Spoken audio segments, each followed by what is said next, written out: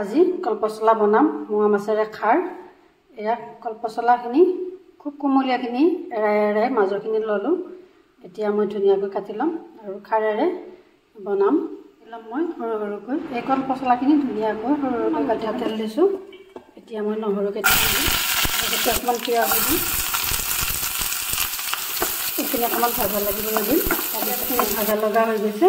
এতিয়া মই কলপচলাখিনি দি দিম, খাৰখিনি ঢালি দিম আৰু অকণমান নিমখ দিম। ঢাকন দি সিজাই ৰাখিম, 2 চামুচ নিমখ দিলোঁ। এতিয়া কলপচলাৰ পানী ওলাব এইখিনি, এতিয়া ঢাকি দিলে আৰু কম জুই দিব লাগিব। লগাই দিম, ঢাকনিখন গুচাই দিম। এতিয়া মই মাছখিনি দি দিম। এয়া মোৱা মাছখিনি দি দিলোঁ, অকণমান সিজিব দিম। খাৰত মই একো মছলা দিয়া নাই, নহৰু পিঁয়াজ জলকীয়া এইখিনিয়ে।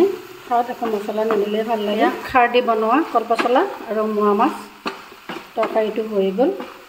এতিয়া নমাই দিম। ট্ৰাই কৰি চাবচোন, খাই খুব ধুনীয়া সোৱাদ লাগে।